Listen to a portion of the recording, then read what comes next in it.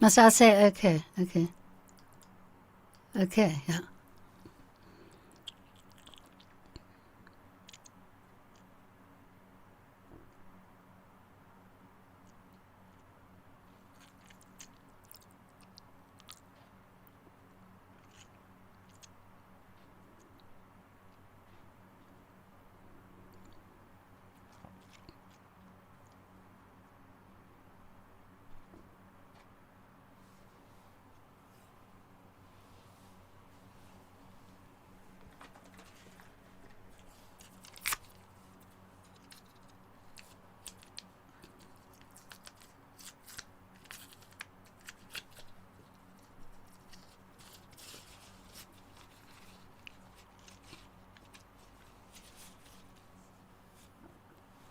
All right, here we go. We are live.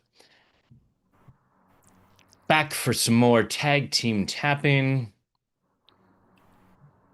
Chat, who's here, where folks are joining us from. And Carol's joining me from South Africa. Yeah. So we've got two continents represented already. So I'm here in rainy California. Um, so thank you everyone for joining us for to do some tag team tapping to clear out writer's block and that stuff that stops us from being creative because everyone has creative genius inside them and we tend to block that. So I have with me my friend Caryl Westmore, who we have a book coming out very soon. Well, Carol's book, I'm one of the featured people in the book about tap into your best life. What an awesome name for a book. Um, I didn't realize till I interviewed you that and it's all good. I really had a cover sort of mapped out. And then I met you, and I thought, oh my word, I hope he's not going to sue us. But then you part of it. We're all part of our best life tapping. Absolutely, absolutely. We're all on the same team here. So Carol is a writing coach and based at the business based in UK, but she's in South Africa at the moment. So, Carol, welcome to Tag Team Tapping. Thanks, Brad. It's so nice to be here and just reviewing my life as a writer and the people I've helped. I've got so many ideas to share. I must just hold myself back a bit. But I'm so happy to be here because there's nothing more rewarding for me to see someone whose book is out and for them to tell me that they heard someone called them and said, your book changed my life, made such a difference. And that's what I hope. Why I spend so much time now helping other creatives and healers and transformational, particularly people who've got a positive message to share with the world, write their books or appear in a co-author book. Awesome. Awesome. Mm.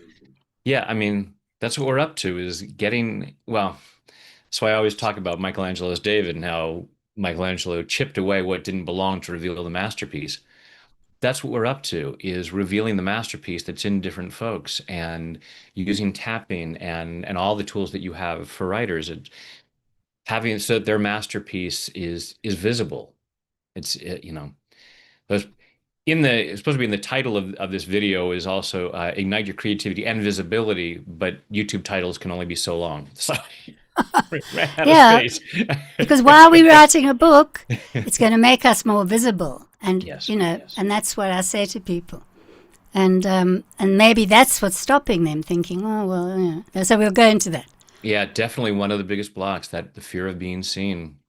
So, uh, so I'll invite folks to go ahead and close your eyes, take a deep breath in and hold it, and let it go. Now, just breathing comfortably with your eyes closed, go ahead and feel your feet on the floor or whatever part of you is connected to something. Allow yourself to feel that connection. Allow yourself to feel centered and grounded. Allowing yourself to be right here, right now, as present as possible so as to receive maximum benefit from this process. Just following your breath through your body. Just allow yourself to be aware of what's going on in there. Noticing what you're feeling physically and what you're feeling emotionally. And notice how you feel as you imagine sharing your gifts and talents. In particular, today we're focusing on writing, but there's many different ways. It could be in painting, it could be in speaking, it could just be how you show up at the neighborhood food bank, when you're volunteering.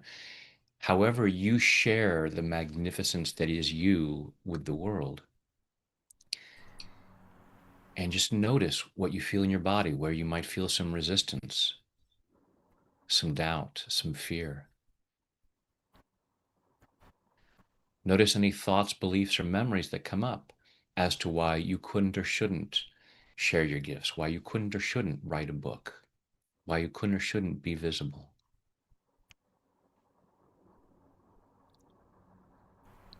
Just allowing yourself to be aware of what feels relevant and what feels important. Take a deep breath, open your eyes. And Caryl, why don't you start us off with clearing those blocks? Well, I'd like to start with a quote from a very famous block stopper called Stephen Pressfield. And he said, most of us have two lives, the life we live, and the unlived life within us. And between the two stands resistance. And I'm asking everyone here, look into your heart. The calling that is yours and yours alone to share, the gift. I've had two iterations in my own life. One as a writer, and then I wanted to paint. And I had one block of white canvas at the top of a cupboard, and I just couldn't get going. And then someone called Sylvia. Anyway, so then I discovered that my biggest block was that I wouldn't know what to do with the paintings if I started, because they said, don't just paint one thing, write a lot of things or paint a lot of things. And I said, well, where am I going to keep these things? So I asked someone, and she said, oh, I have them under a blanket in the top of in the roof of my house. And just saying that, no amount of tapping could have made me realize the aha. Of course, I then tapped about that it's okay to spend a year painting. And I took a year off painting until I came back to my writing. And that was how I know that it's not just about writing. It can be about wanting to do something that's in your heart. So the one difference I have in my work, and I've written now 3 books for writers, how to clear this inner resistance. Stephen Pressfield is very gung-ho about the warrior stance and fighting that resistance. Fight it down, crush it. And I have a saying, I came to the conclusion from my own life that that's not going to work for me. And those of us who do EF tapping and coaching, what does help is my saying, make love, not war, to the writer within. And that writer, or that part of you that wants to be creative or write, may have blocks that go back to their childhood. And so today I'm going to tell one story before we start, and I want you, the listener, to think about if this could relate to you, if you've wanted to do something creative. And the first story was when I first became 20 years ago, when I was an EFT practitioner in South Africa. I went on the radio shows. I was so excited to share EFT. And someone phoned in and said, do you think you could help me with my writer's block? And I said, well, yes, we tried on everything. Tell me your story. And she said, well, I sold up my business and moved to the country, to a cottage in the country, to fulfill a long-held dream to write my novel.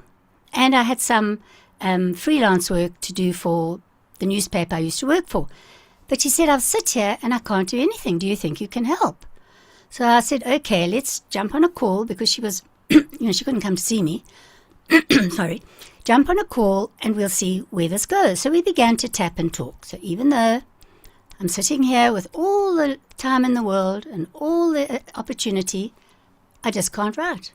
So, and I'm just inviting people to think, well, could this be them? Let's do a round of tapping if this might be something that... and we'll see where this goes. Do I hear an echo there? Just for a moment, sorry. Oh, it's I've not been in my me. settings. Nope, that was on my side. Sorry. Okay, sorry, because I don't have earphones and I've got my. So we're just tapping on what might my block be. If I contacted Caryl or an EFT tapping person and I said, "What's wrong? I wanted to write. I've got all the opportunity. What's wrong?" And let me tell you what her story was, which came out in the tapping. She remembered a time when she was 11 years old. She was writing. She liked writing poetry. She was in the garden. She skipped inside. Her father was working from home that day. She went into his office and said, "Daddy, I want to read you my poem, and I want to be a writer one day." Now, he was a Supreme Court judge, and he had a very authoritative way about him. And he looked at her and he said, "Mary, you can't just be a writer. You need a proper job." So for the next adult years of her adult life, she trained as a chef. She developed a fantastic, successful business. And when it came time to sell it, she could buy a cottage in the country. And there she was, just being a writer. Guess what happened? That voice, that belief was so ingrained in her that it took a bit of tapping and a bit of time to refine, to go and find that younger self and tell her he was just doing the best he could. And maybe he was right. For some people, it's better to have a job first, but now you can let that go and it's up to you to write and express what you want to write.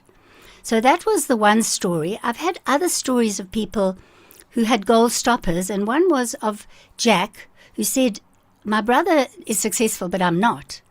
And so when we tapped and talked, it turned out that there was one moment that he remembered when he and his father and brother used to go jogging in the evenings, and his father was slow. So one day, the older brother streaked ahead, and he had to choose. Should he follow the brother, or should he hold himself back and be a good boy and, be there for his father, which was a pattern throughout his life, you can imagine. Mm-hmm. So those are just two examples of where you might have realized you've been holding yourself back, or, of course, now we have the big fears. And I think I'm going to start with tapping on the fears, because we know that resistance you mightn't immediately remember a traumatic memory or something that could be holding you back, something maybe your lecturer said. I have a story of someone whose lecturer had said to her, "You'll never be an A student, even though your writing's pretty good." And she just stopped writing. Okay, and I'll tell one more story. The $1 Million Scriptwriter. He came to my mentor, Brandon Bays, in the Journey, which is another inner-directed way of healing. And he said, "I've been given $1 million to finish this movie script, and I can't. I don't know what to do." Now, I don't know what his story was. She didn't say. But she worked with him on what I call the inner game of his writing. And he went away and he finished his movie. And 2 years later, she realized that when the Academy Awards came up for Sleepless in Seattle, that writer was the man who'd come to her. And so I love that story, because although she hadn't done tapping exactly with him, she'd gone within to find the block. Where was the resistance? And so those two stories, I want you all to think about something that you want to do, something that's close to your heart, whether it's painting. We will be focusing on writing a book, and I'm going to start with the fear. And there are several fears that there could be. But before we do that, I want you to tune into your body and see if you have a place in your body that you're holding this, what I call resistance. You may be curious, why haven't I written my book? Or I do want to write my book. What could be holding me back? How can I clear out anything that's stopping me from the past or from my own self-talk? And once you've tuned into that part in your body, give it a shape, a texture, and a number from 1 to 10. Or you may not even know. We could just start with the tapping of, we'll start. Even though I don't know why I'm not going ahead with my dream project of writing a book or painting or doing something that I'm called to do, but I'm not doing it. Even though I have an unlived life in me that wants to come out, but is being blocked or being held back. And I now am willing and curious to know what that might be and to repair the damage that it's doing me. Even though there's surely a fear in there, because there often is with tapping, what could the fear be? And I'm going to name some. Could it be, I'm going to name them as we go through. Could it be fear of rejection, top of your head? Making a mistake? Being ridiculed? Losing money? Having no time? And just not having a clue. All these fears. Now, my biggest fear when I started writing books before Amazon was that I would have to peddle my book to all the publishers. Now, you don't have to do that today. You can self-publish on Amazon and you can get someone to help you. Not only clear your inner blocks, but actually do the right work to make it a bestseller and to write it in a way that serves your readers that you're aiming for. So even though I've got all these fears, and I'm not sure which one, I'm just curious, I'm willing to let something go today and claim my right to be happy in my creativity.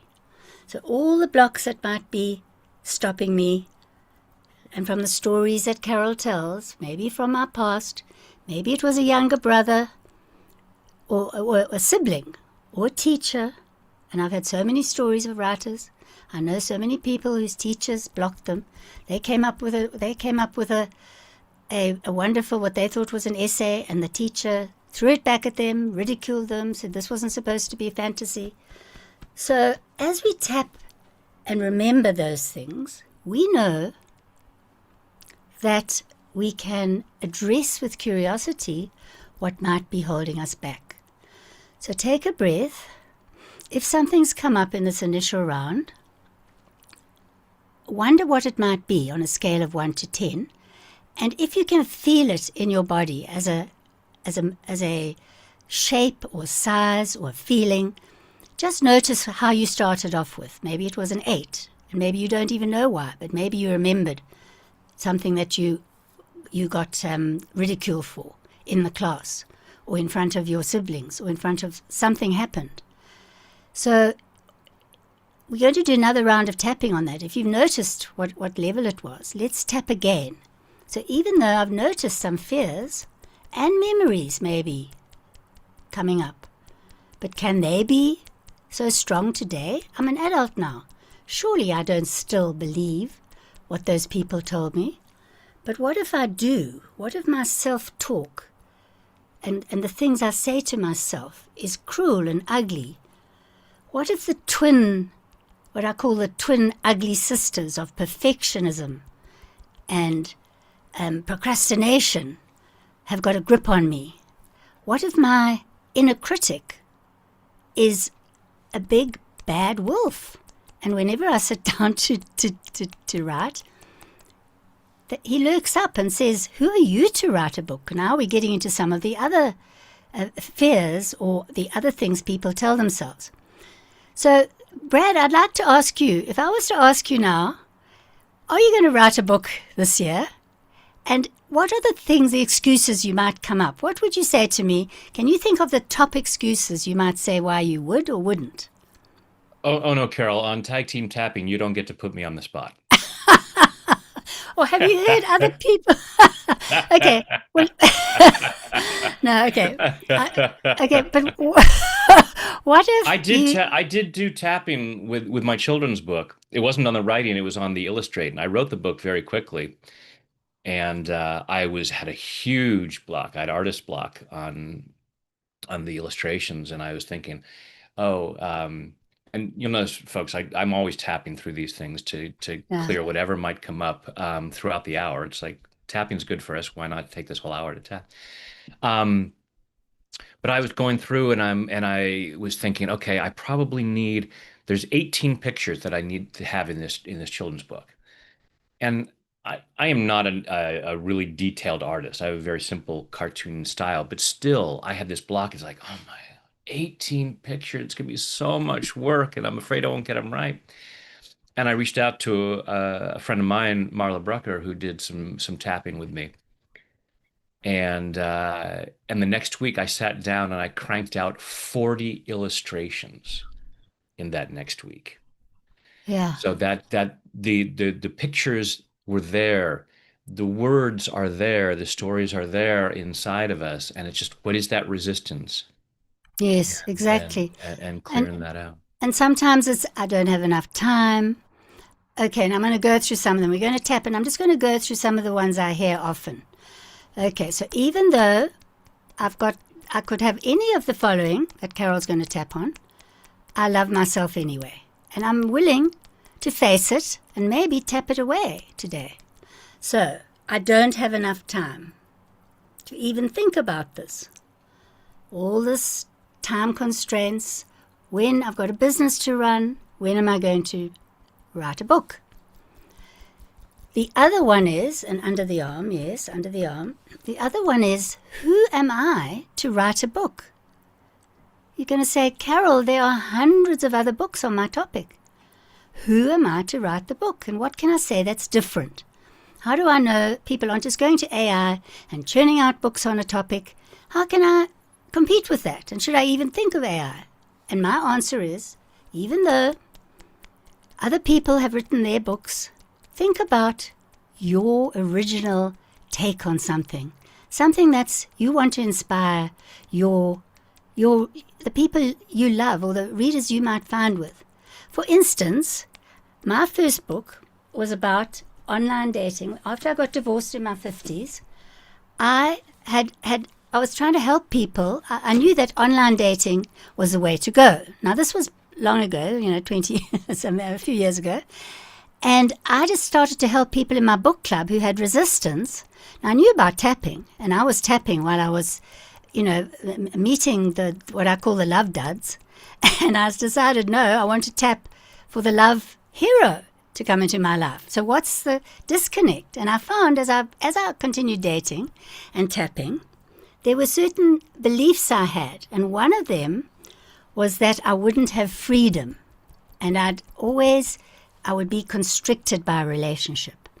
So that might be something. If I set out to write a book, I might be constricted by the fear that it's going to be rejected, first of all this rejection. But then, on the other hand, I can publish myself today. When Caryl started out, there was no Amazon, and she didn't want to go to Hay House. Or she did send her book once, and then she stopped. She said, no, I can't take all this rejection. So I published it myself, and that was in the days when it cost about $1,000 to self-publish your book. And it's called You Can Break Free Fast EFT Tapping. And one of the things that I tell people that I had to struggle with, and you might too, is that you know so much, or you've got so many ideas about that topic, you don't know how to put it all, what I call like spilt toothpaste, back into the tube. So that's what I felt. I'd been doing tapping with people for a few years, and I was writing a book called You Can Break Free Fast EFT Tapping. But I had too much. I had too many. How was I going to make a book that... And those are the kind of constraints that might hold you back. And I did get some coaching on it, but I'll never forget that feeling of the spilled toothpaste of all I knew having to be constrained back into the tube. And thanks to our assistant, AI, we can put together... If I'd had AI on that day, what I would do today... I'm not scared of AI, and I want you to tap a little bit if you think it's a big bogeyman. We won't do that separately. But what you can do is you can put all your transcripts from, say, videos. Let's say you're a video maker. You have tons of videos. How could you make that into a book? Well, AI can condense things and tell you, well, here are 5 topics that you could write a book on based on your obvious love of videos making. And the other thing is you don't have to write the book. Maybe you can speak it. And that's another thing. I have all these little tips for people how to make writing a book easier. Using tapping. Maybe there's a way about my book, if you're tapping about a book you want to write, that there are lots of ways I can get around it. A, to tap away the resistance. And B, to get some help from a coach, to help me, or from your AI book coach, to help me put all my ideas into a long document and then ask AI to cut it down into doable steps. So by the end of today, I want to challenge you to be taking one step in the direction of writing your book or going forward with living that unlived life in you, because it can make such a difference. And even though I wrote that book about online dating all those years ago and I hadn't met the man of my dreams, I still published it. And I said, well, if I'm not going to find the right person, I'm going to be that person to myself. So I came to the right conclusion that only I could love myself better than a partner could. And blow me down if a few months later, who should contact me, because I was trying to publicize that book, and say, can you tell me more about that book you've written on online dating? Because I'm a 60-year-old widower. I'm in the oil and gas industry, and everyone says I should go online and meet women, but I don't know how to. Can you help me? So I thought, shame, he's just starting out. He doesn't have a clue. So I said, send me your profile, and I'll see if I can help you. So he sends me a profile, lovely face, but he's wearing a wedding ring. He's got, he's standing there. So I wrote back and I said, do you know that wearing a wedding ring on an online dating site is not the right thing to do? And then I said, well, it attracts a very different kind of person. Yes. Yes. Well, he was an innocent in the world of online dating. So I said, but you know what? I'm a coach and healer, because I was doing that work with the journey and then EFT.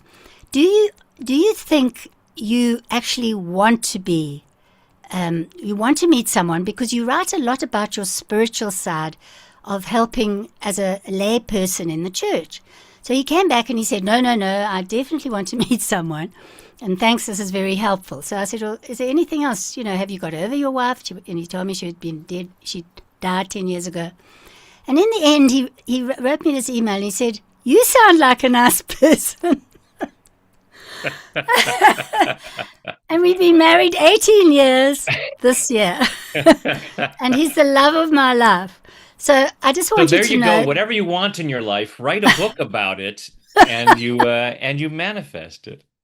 Well, write in your journal. Yes, I do believe that words have power, Brad. You're right. Yeah. It's about having the courage to write. And maybe you're going to write in your journal. And I used to follow quite closely the law of attraction, Abraham Hicks. And they used to tell us to script it as if you're already doing it. I love the man I've met. He loves me as much as I love him. And I had a whole list of things, which I still share with people. And, he's got a sense of humor. He lets me be in my spiritual zone without needing to criticize me or to join me there, because one of the partners I'd had was a meditation teacher who had no money because he never charged. So I'd written that down in my list of, this isn't really about meeting your true love, although many people might like to know. But I wrote in my journal my non-negotiables, and every time I met someone, the words, and then I had a picture of a couple on the front of this journal. And there was a magic island behind them. And someone said to me the other day, but Caryl, you live on the Isle of Wight. You manifested the man and the magic island. So the words we write down for the book or for your workbook or for anything that you're doing are powerful. And it's only when, I know another one we can tap on. Even though I don't know how I'm going to ever get through writing 30,000 words at a time. But I know there must be a way, because if that's the number I've got to write, I don't know where to start, but I'm okay. I can be okay. So top of the head, having to write this big chunk of words and not knowing where to start. And then maybe I can do what Caryl teaches, and she says, start anywhere. Start with the most strong moment you had when you realized something that you want to tell your readers about. And then, if you like, put it in a journal or move it around and just write bits of it. You don't have to have the whole book. You don't have to start in the beginning chapter and end 30,000 words later. You can write it in chunks. And some people, you know, they make a book of articles they've written. So there are many ways to skin a cat, and there are many ways to overcome our fear of resistance. And so we can tap. What about, will a book make me rich? That's another one. Okay. So even though I want to know, will my book make me rich? Is it worth my time and money? And because there is money involved, even in self-publishing. So, Caryl, let's tap on that. Even if only a few people read my book, and one person changes their life, and it helps one person, I believe this could be worth it. So even though not everyone is going to make a killing on their book, but let me remember Louise Hay set out with a little pamphlet, a little pamphlet of healing to help other people, just with a few pages, to heal their lives. And eventually, as we know, it turned into a multi-million-dollar bestseller. So I'm not saying it can't happen. And then same with Julia Cameron. There's a beautiful book for writers called The Artist's Way, and that is about your creativity. And I did that book, and it helped me a lot. And it can help if you tap and do the book. I have a whole But program on that called Tapping into Creativity, which is it was a live course with people tapping through and following the book and that's tapping on excellent. each of these things. That's So I'm going really to useful. take a moment. Okay. Everybody, close your eyes, take a deep breath, and just allow yourself to be aware of the thoughts and the feelings that might be coming up. Carol's covered a lot of different fears and beliefs that can come up. Um, and I know someone was commenting, it's very fast. So we have different styles. That's one of the things I love about the tag team tapping is folks get to see different styles of tapping and find, oh, I really like that. I might like going through the points very quickly. So just allowing yourself, there's all kinds of cool ways to use this process. So allowing yourself to be aware of where you might still have some blocks. And Carol covered some of the different things. Here's what you can do. You can write a book in this way. You can write a book in this way. So allow yourself to be aware now of that feeling of, yes, even if I know how to do it, I still feel resistant. Maybe a fear of being seen, which is huge for so many people in so many different endeavors. Like, yeah, it's fine. You can show me exactly how to write the book and you can make it as easy as possible, but I still am afraid of putting it out there. So allowing yourself to be aware of how strong that fear might be, where in your body you might feel it. Take a deep breath, open your eyes.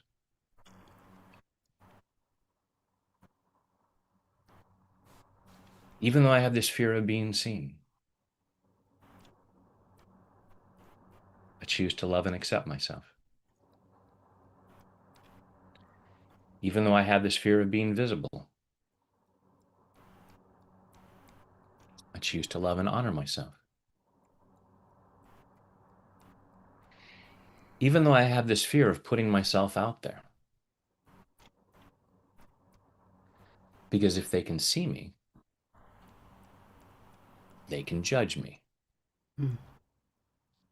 They can criticize me. And why on earth would I want to make that possible? And even though I have this fear of being seen, I choose to deeply and completely love, honor, and accept myself. And maybe anyone else who's contributed to this fear. Because I choose to feel that free. All right, going through the points. All this fear of being seen. All this fear of being seen. All this fear of being hurt. Because if people can see me, they can hurt me. So if I put myself out there, if I put a book out there, people are going to criticize that book. People are going to judge that book. And they will. Every book that is written is judged. Every creative endeavor that people see is judged. There's no avoiding that. But I can make peace with that.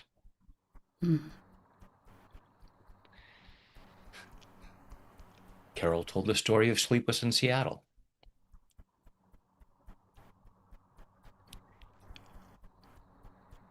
And the guy got money and fame from that. And a lot of criticism. Not everyone loved Sleepless in Seattle. Not everyone is going to love my book. So what? All this fear of showing up, all this fear of being visible, all this fear of sharing my gifts and talents, until I have a written guarantee that all 8 billion people on the planet are going to love it. Has never happened for anyone.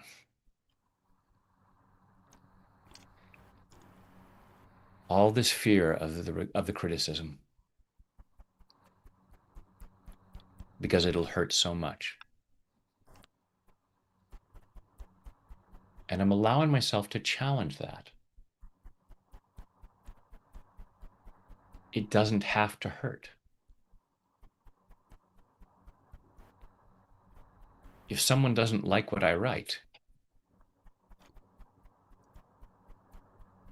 why do I have to feel pain about that? It only hurts if it's pushing a button in me. If I'm afraid that I'm not good enough. All this fear that I'm not good enough. I choose to clear that at a cellular level. I choose to clear it all the way back through my past. Back through all the times in my life that I may have somehow gotten the message that I wasn't good enough. Maybe someone used those exact words. Maybe I wrote a story and someone dismissed it.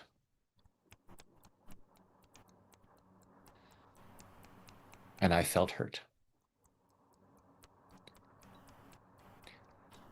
And I had a misunderstanding, thinking that that meant I wasn't good enough. So if I write a book now, and anyone says anything less than glowing about it, it's going to push that old not good enough button. And I'm required by law to feel pain about that. I'm cutting the wire to that button. I choose to know the truth. I am plenty good enough. In fact, I'm downright awesome. And I'm not going to be right for everybody. And if someone doesn't like my book, they're not my audience.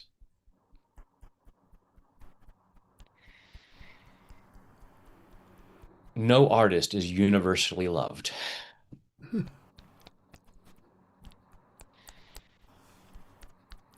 And I choose to be okay with that.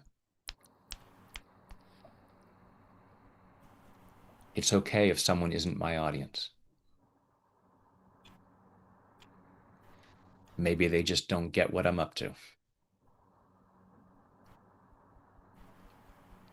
Maybe it just doesn't fit with their programming.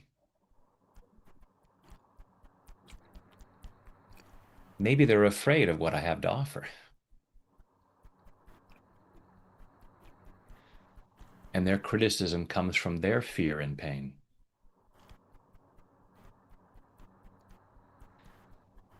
And maybe I've created an opening for healing for them.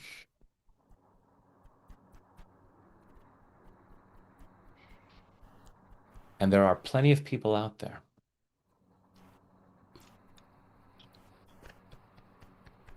for whom my work is going to be awesome. And I don't want to be stingy and deprive those people of my gifts and talents because some other people aren't ready. I can handle the criticism. And whether I write the book or not, or put myself out there or not, I'm already being judged. Someone's going to judge me for not writing the book.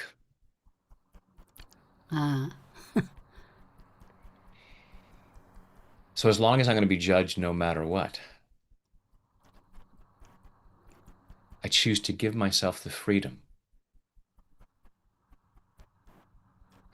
to make the difference that I can make. And I make it in a unique way. Some people will hear what I have to say in a way that they won't hear it from someone else.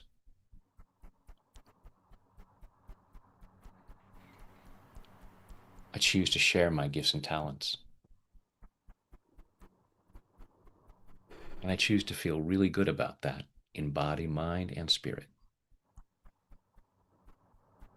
And take a deep breath. Close your eyes, go inside, and just allow yourself to be aware of what might be going on in there. And thinking about putting yourself out there, whether it's in a book or in some other way. Maybe, like making videos. That's my particular medium. I enjoy making videos a lot more than I enjoy writing. Yeah. But it could be in making films or dance or painting, or again, just how you show up at your job with your family, but allowing yourself to be seen and sharing that gift, and just seeing where you might still feel some resistance. Caryl,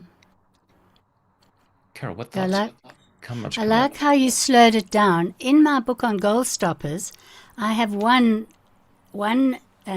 very slow tapping exercise where you just ask, what could be holding me back? This problem, this resistance holding me back. And very slowly, I know I was going too fast, and it was lovely that you slowed us down. Sometimes we just need to say, all this feeling, but I'm not sure what it is. And it could be so many different things. Just the fact that when we learn to read and write, there's so many rules for writing. Spelling, grammar, think before you write. And sometimes we have to shed those rules of what we were told, to be what being a writer or creative is all about. So sometimes it's just about tapping. And then there's one thing I would like for people to tap on. What's the upside and the downside? That's a Caryl Look thing. And I do want to say, even though there could be a downside to me not writing my book, And it could be that one day I'll look back and I've forgotten some of the part of my journey, because each book I write could be a capsule of that decade of my life as a healer. So even though there's a downside to not writing the book, I will choose to love and accept myself anyway. But what if I think of myself at the end of my life, the regrets on my deathbed? Will it be that I didn't write a book, that I didn't leave something, a legacy for my people who can maybe pick up the book after I've gone? That's a possibility. And your book mightn't actually be a self-help book.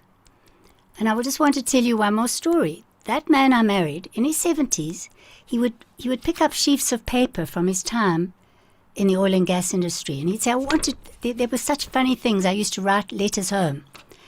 And one day, having published 2 books myself, I said, why don't we put these papers, this sheaf of papers, into a book? And we did. It took a while, and his book is called True Expat, Tales of an Expatriate in the Oil and Gas Industry. And this, we published it 10 years ago, and I still see him reading it. And you might just be writing this book so that one day you can pick it up and say, even before I came on here, I thought I must just refresh what I said about gold stoppers in my one book, because I can't remember 20 years, and I'm saying this to people. So just tap on the fact that your book, as modest as it might be, or as the time it might take to write, you might one day be happy you wrote it, because Nick has then went on to write a few more little books, like the course art of croquet he plays, and they were fun books because he's got a sense of humor, and he enjoyed writing them. I had to help him publish them, and that was a bit of a stretch sometimes. But you don't know what the downside is when the time comes that you haven't written your book, or you haven't put your thoughts into something tangible that you can maybe share with your grandchildren or great-grandchildren. So that's the downside. And the upside is, well, I don't have to compare myself with other people. The upside is I can have a book on Amazon, I can get the print copy, I can look at it, I can give it to my clients, I can be pleased with that part of myself that's fulfilled in this book. So I just tap into a future you. I do like to do the future you tapping, Brad. Mm-hmm. Just close your eyes as you tap and imagine yourself holding that book or showing off your paintings. But I'll stick to the book. You are now an author, a published author. And just feel what it feels like. See your future self holding your book. Step into that future you. Look out through her eyes. What is she experiencing when she unpacked her book, her books from Amazon when they came in the box? You can just order 5, 10. Not gone are the days when you have to order a whole garage full from the printers. And just see yourself, get someone to maybe do an unboxing of you with your book. It just makes you feel good. That's all I can say. And that's what this is all about. Whether you write your book or not, there is an upside. So, Brad, I don't know if that's the right way to end on, but, someone once said, our resistance is based on past childhood traumas, but also future troubling fantasies. Now, I hadn't heard that before.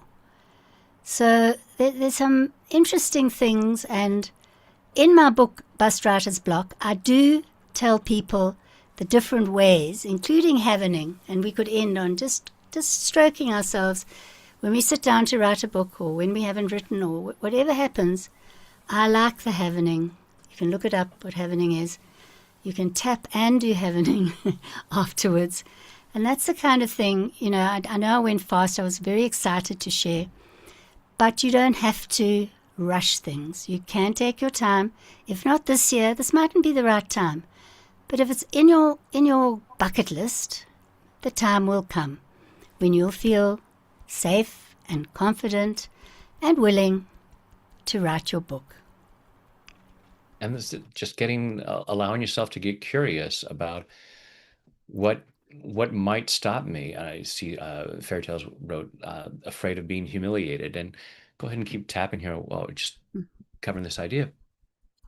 asking yourself, why would I have to feel humiliated? Yeah. What would be humiliating? Well, I was humiliated a few years ago in the time of trying to put some videos out about my first books.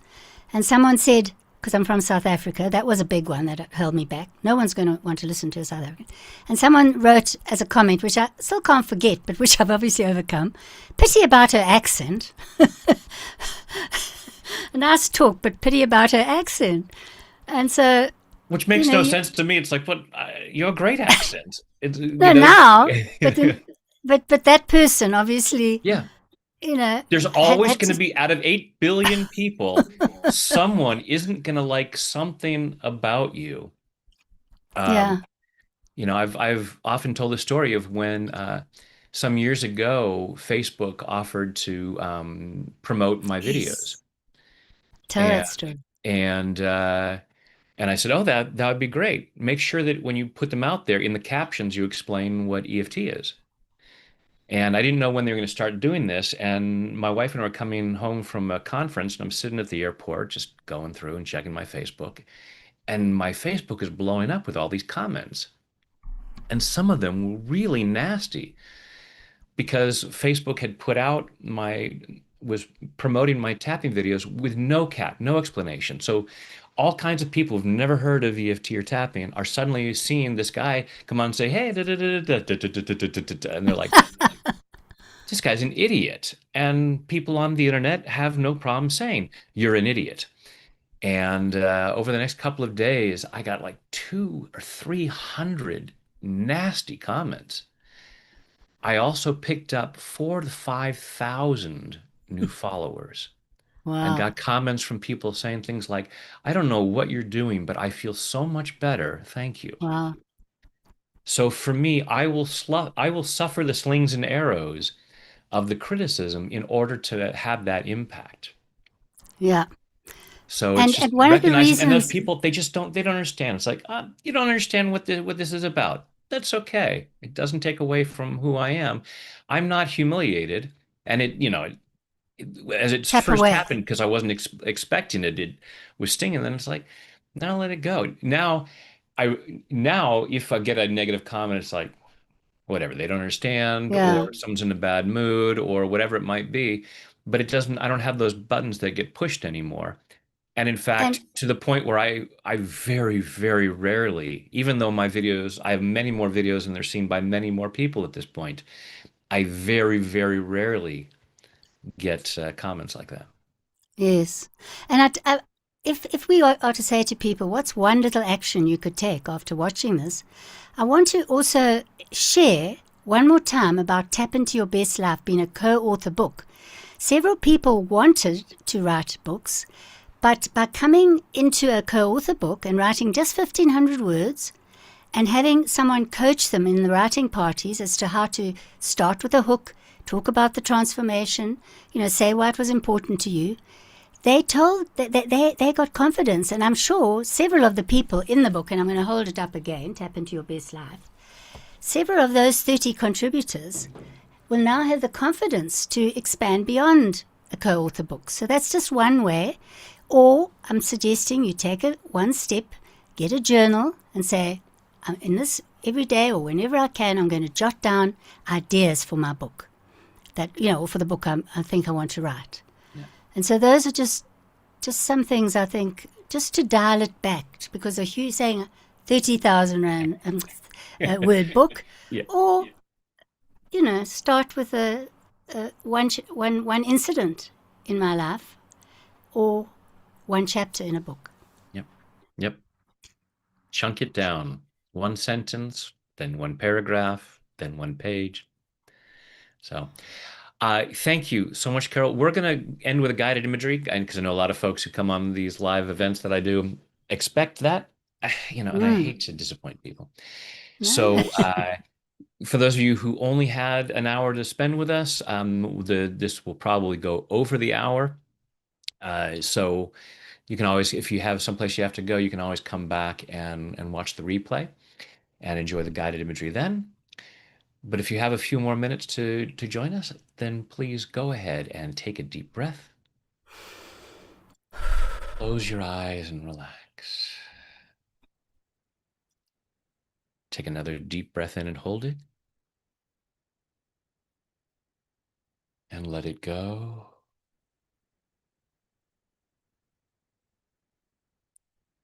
A third deep breath in and hold it.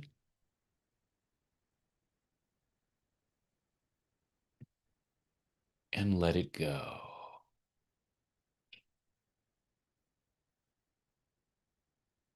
Now, breathing comfortably with your eyes closed. Breathing comfortably, and just imagine that with each breath you take in, you breathe in relaxation and positive energy. Go ahead and imagine a healing light of whatever color you like surrounding your body, so that with each breath you take in, your lungs comfortably draw in that healing light, allowing it to flow through every muscle, nerve, fiber, tissue, cell, and atom of your body.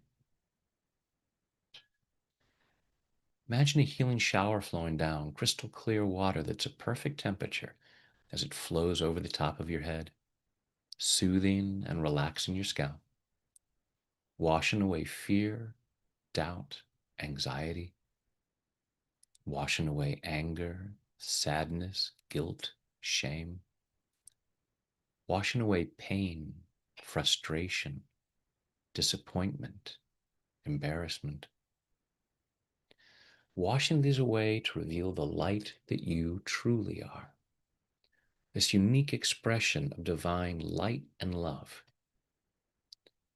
allowing more and more of that light to be revealed as that healing shower flows over your forehead, relaxing the muscles in your face, flowing down over the back of your head, your neck, your shoulders, washing away tension, leaving your shoulders calm, comfortable, and relaxed.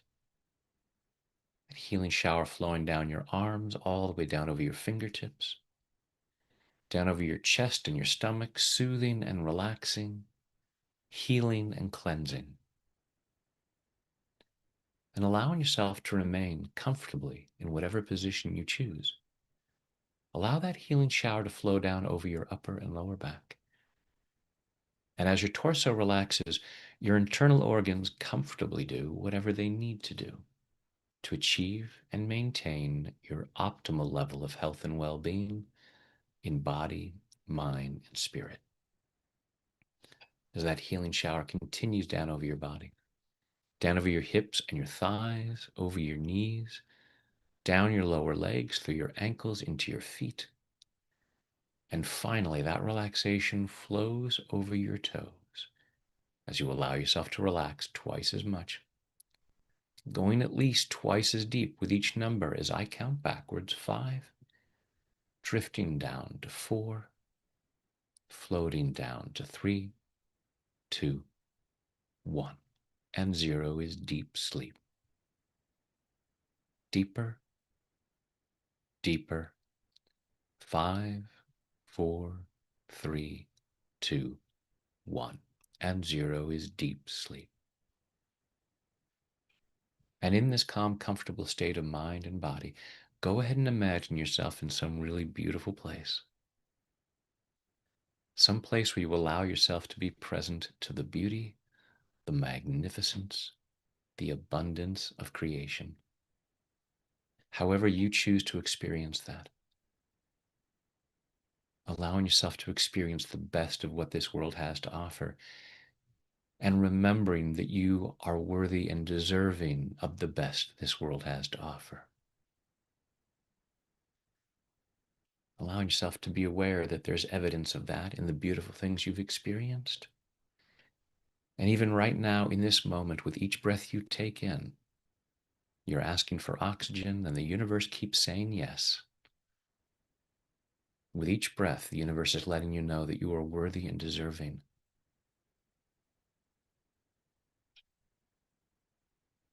And as you allow yourself to take that in and feel that in every fiber of your being,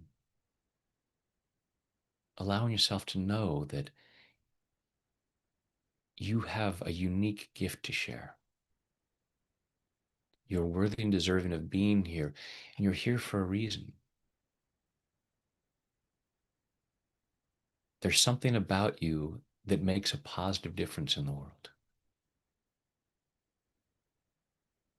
And as you look around in this beautiful place, maybe you're looking at a sunset over the ocean, or you're looking at trees or mountains, and allowing yourself to be grateful that you get to see these things.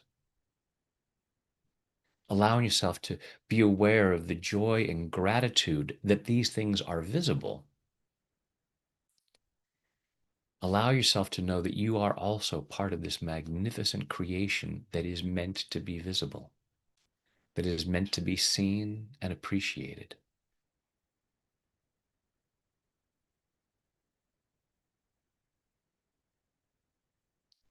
And allow yourself to be absolutely compassionate with those parts of you that have been afraid of that.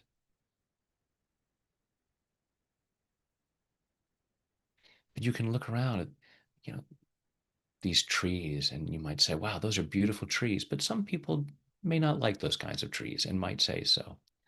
And the trees are still there, sharing their magnificence. You could be looking at the mountains, and someone might say, yeah, I don't care for that mountain range. The mountains don't worry about that. So allowing yourself to be compassionate with that part of you that said, it has to hurt if someone doesn't like what I have to share.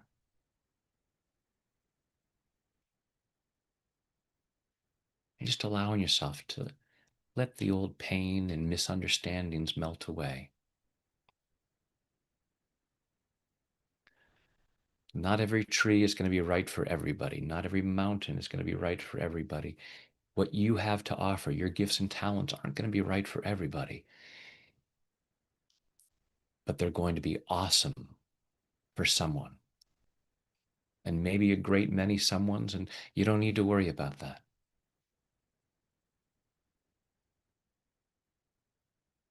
Even if your audience is very small, even if your audience is only you, and you're sharing your gift so that you get to go back and read it or watch it or listen to it or whatever it might be. Allowing yourself to feel the joy of your gift being experienced. Just as you allow yourself to feel the joy of the gift of seeing the sunset over the ocean or the mountains or the trees or the stars in the sky, that joy of appreciating that awesomeness, allow yourself to already feel good about the appreciation of your gifts. Let yourself feel that in every fiber of your being. Allowing yourself to feel good about the gift that you are and feeling good about sharing your gift to make the world an even better place. As we go even deeper now, 5, 4, 3, 2, 1, and 0 is deep sleep.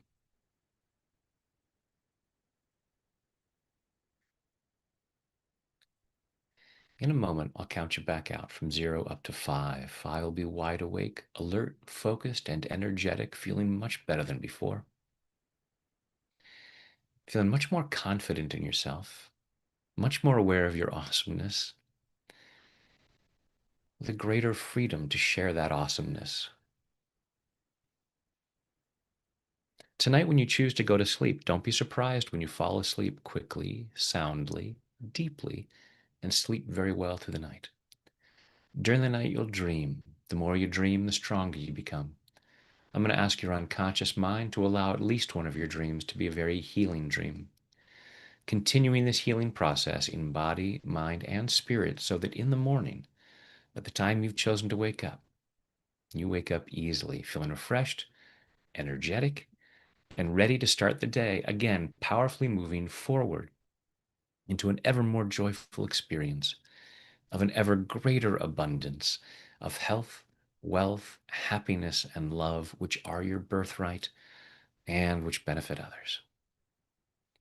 Now I go back down to 0, which is always deep sleep, allowing your mind, body, and spirit to digest all these positive thoughts and images, taking them in at a very deep level so that these positive changes occur easily, effortlessly, and naturally. Coming up to 1, feeling physically relaxed. 2, feeling emotionally calm and confident. 3, health and well-being, enthusiasm, love, joy, and gratitude flowing through every muscle, nerve, fiber, tissue, cell, and atom of your body. 4, becoming more and more alert and aware of your surroundings. And 5 is eyes open, wide awake. 1, 2, 3, 4, 5, eyes open, wide awake. 1, 2, 3, 4, 5, eyes open, wide awake. And welcome back. All right, thank you everyone for joining us. Thank you so much, Caryl, for coming and sharing your expertise with everybody and helping folks unblock their creativity. And yeah, everyone, thank you so much for joining us to clear whatever might be keeping you from sharing your gifts with the world. Yeah, thanks so much for having me, Brad. And that ending is just solidifies everything. Reminds me how important it is for creatives to take quiet time and let ideas filter through. Yep, yep. If we give ourselves the chance that we can, the ideas are there, they come through us, and we allow ourselves to be an open channel for that creativity. All right, Exactly. thanks, guys. You are awesome. Take care, and I look forward to tapping with you soon.